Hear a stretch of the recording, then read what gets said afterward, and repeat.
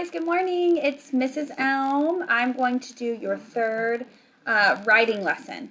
Okay, so last week we talked about nonfiction writing. So we talked about how authors, we talked about how studying some nonfiction text and how do authors organize their information. So we know that some authors organize by having a table of contents before they even start writing or at the beginning of their books. We talked about how on some of your chapters you could put your big idea first, then put all of your details. Okay, so for example, like if you're teaching about playground equipment, then you put your big idea. Playgrounds have lots of equipment, and then you teach them all of the details about all of the playground equipment. And it's kind of like how we hook our reader. And then today we're going to talk about, once you have all of your chapters written, what you can do before you staple your book and make a book is you can plan your chapters from easiest chapter to the hardest chapter that you think. And then you can organize your book that way. So for example, like I did, if I was making a book about soccer, like soccer equipment, that's pretty easy. It's just like a list of things. A little bit harder might be the rules. And then the hardest chapter might be like actually how to play the game. So that might be how I organize my book.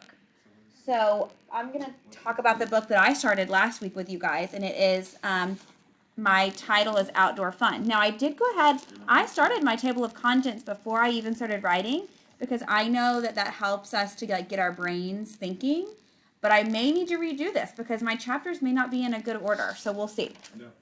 So we're talking about outdoor fun. So I have a chapter about like what you can do around the neighborhood, like I Spy and scavenger hunts. I have a chapter that I haven't started yet. It's called In the Yard. I'm going to do that chapter tomorrow with you guys in the yard, and that's going to be like what you can play in your yard. And I have a chapter called Exercising, and this is about like different ideas that you can, it's 2 pages, different ideas how you can exercise outside. And then I have one new chapter that I started called Learn Something New, and I started about how you can learn how to ride a bike. And I was even going to maybe try to think of one more thing that I could teach my readers that they could learn something new outside. So now I need to think, okay, I have all my chapters like laid out. You can kind of see on my camera. So you have all my chapters laid out. So I'm going to think, what chapter do I think would be like, is like the easiest thing for kids to understand? Because I don't want the hardest chapter to go first because then they might not want to keep reading my book if it's too hard. So I'm thinking Around the Neighborhood is probably the easiest one because it's just I Spy and scavenger hunts. And that's pretty easy. So I think that this chapter needs to go first. So I'm going to have my title sheet, and I'm going to go ahead and put this one right behind it because I think that one should go first. Okay, now what's my next easiest one? So I've learned something new, learning bike riding. That seems pretty hard. So I feel like that one should probably go at the end. I have stuff you can do in the yard, and I have exercising. So I think In the Yard might be the next easiest thing. So it's just going to be like fun stuff you could do in your own yard. And then I think exercising next. And then learning something new I think should be like the last chapter because it's the hardest. So now I'm going to see if my first table of contents goes in the same order, and I'm already noticing it doesn't. So I'm going to scratch this table of contents. And I'm going to go ahead and start a new one. And I already prepared it, so I'm going to write my new table of contents here. So it will match. So first I have Around the Neighborhood. And that's okay if you guys like need to start over on a page. And then I have In the Yard. My third chapter is Exercise. And my fourth chapter is Learn Something New. Okay, now I want you to notice something about my headings here. Okay, so here's my table of contents. Here's how you spell it. So if you need to pause here, when you do yours, you can kind of watch this again to make sure you spell this correctly. This should be spelled correctly. It's right here, and it might be in some of your books. And then I want you to notice something about my headings here. in each heading, all of the big important words are capital. So the very first word should be capital, around, so that A is uppercase. The word the is not important. Like the, is, of, in, to, and those are not important words. So that does not need to be capitalized. But the next word, neighborhood, is an important word. That's an, it starts with an N, so I capitalized it.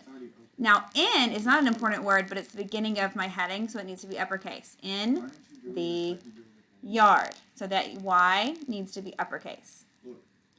Exercise is the only word, so that needs to be uppercase. And then learn something new. All of those words are important, so I capitalize all of those. And then in your headings on your actual pages, it needs to look the same. Okay? So I want to remind you while you're writing today, while you're continuing your book, if you haven't finished it, that all of your chapters do not have to look the same.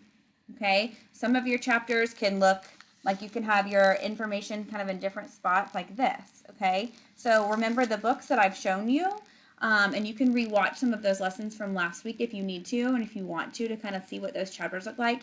Just remember that all of your chapters don't have to look the same. You could have one big list on one chapter. You could have your information everywhere on one chapter. You could have a really nice picture, some captions. So remember how to help your readers picture your information to make it interesting. Okay, so here is our chart that we have so far, but how to help your readers picture your information. So make sure you're adding really good adjective words, descriptions. Try to add a comparison in your book somewhere. Add details, illustrations, pictures. Put labels, color, put captions, just like a real nonfiction book would have. And that's all for today. So today your assignment is to keep writing. Okay, you need to maybe set a timer for 15 or 20 minutes. Keep writing by yourself. Go back and reread. Edit. Tomorrow's going to be all about editing too. I'm going to show you a chart.